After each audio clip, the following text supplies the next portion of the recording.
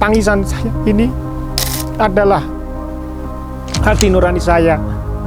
Sebegitu besar permasalahan pertanian. Banyak petani-petani yang menjual lahannya. Banyak petani yang beralih fungsi, tidak harus bertani. Sehingga mohon maaf, banyak petani yang gulung tikar dalam waktu itu karena tidak bisa mencari solusi-solusi pertanian.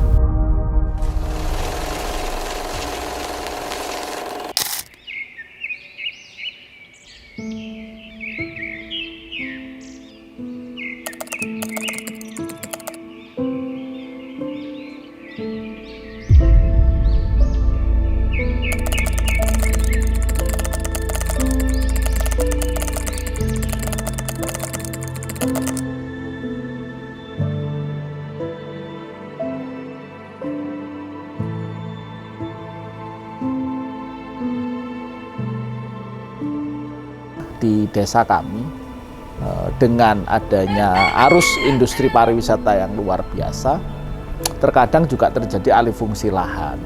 Kenapa itu bisa terjadi, Sobat?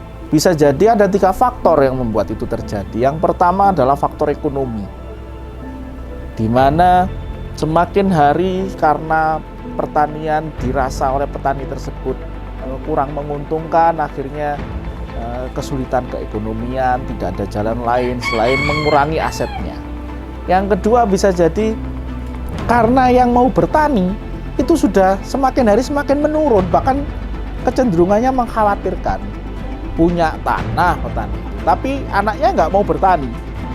Dan yang terakhir yang ketiga adalah bagaimana bisa berpikir tentang keberlanjutan usaha pertanian jika tidak masuk dalam bisnis pertanian. Jadi asetnya itu ibaratnya nilai asetnya itu kurang maksimal karena tidak dimanfaatkan menjadi bisnis pertanian.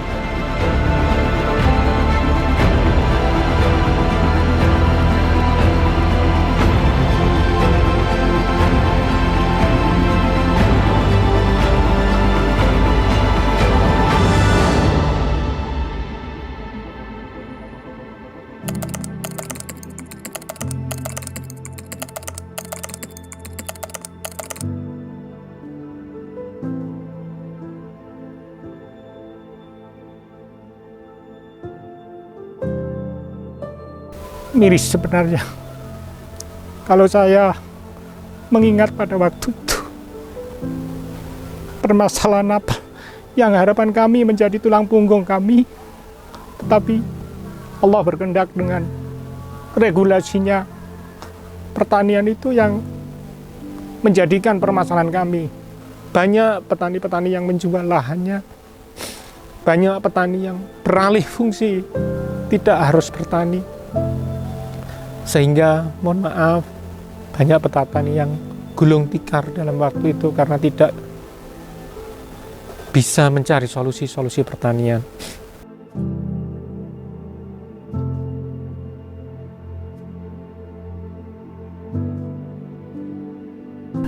Masalah pertanian di Bumi Aji sekarang malah fatal. Fatalnya itu hampir beberapa persen perkebunan repotnya dibeli dari beberapa investor atau orang-orang luar, malah kita nggak bisa mendeteksi karena untuk ujung tombak pembelian itu malah tetangga kita.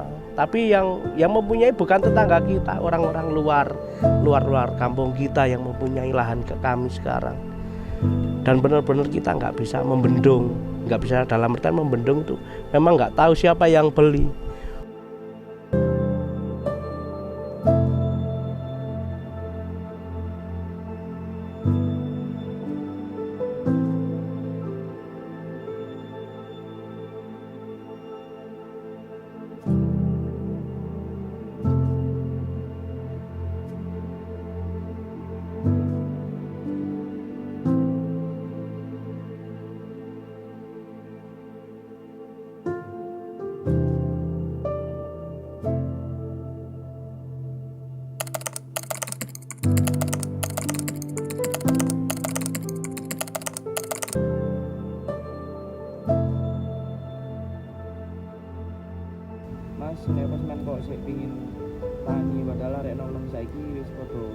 petani soalnya rusuh betul.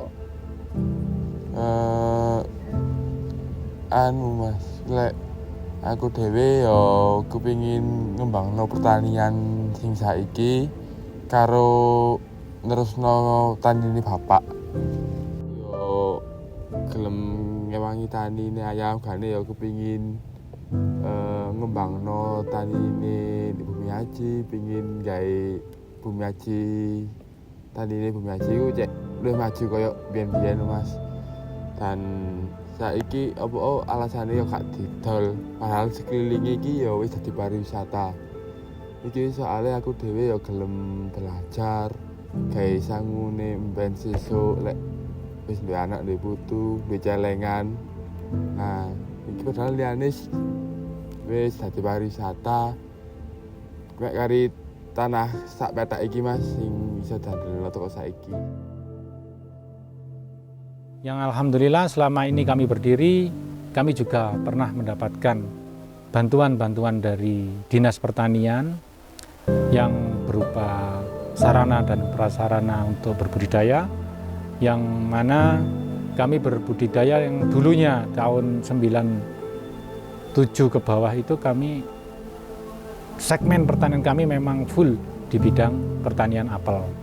Tapi rentang waktu setelah tahun itu berjalan, dikala kami mendapatkan permasalahan yaitu ada regulasi kenegaraan yang mana rezim waktu itu kami kenal banget dengan rezim Orde Baru yang mana pertanian itu yang luar biasa kami rasakan. Maka dari itu saya berharap sekali lagi, ayo kita kuat, ayo kita bangkit dengan pertanian. Jangan sampai negara kita yang di notabene-nya di sektor pertanian yang besar ini, jangan sampai negara kita menjadi negara yang pengekspor hasil dari luar negeri. Tapi ayo berkarya melalui pertanian, ayo berupaya hidup kita menjadi maju dengan pertanian, karena petani jaya negara makmur. Petani sukses, negara menjadi maju. Seorang petani milenial itu harus mengerti pertanian dari hulu sampai hilir. Hulu adalah sektor budidaya, hilir adalah sektor pemasaran. Ibaratnya dalam ilmu ekonomi adalah supply dan demand, ini harus balance. Ada supply, distribusi, dan demand. Nah, harapan ke depan, petani-petani muda ini menjadi ujung tombak untuk kedaulatan pangan Indonesia. Jangan putus asa jadi petani. Mulailah berpikir bertani yang cerdas. Mulailah berpikir yang bertani yang smart. Karena kita akan memasuki masa di mana digital farming 5.0.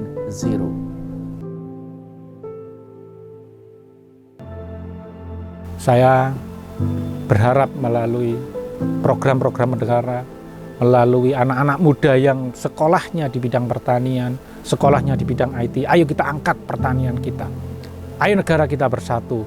Ayo suasana negara yang carut-marut sebelumnya sekarang menjadi negara yang bersatu, menjadikan negara kita kuat, negara kita lebih maju dari negara-negara lain.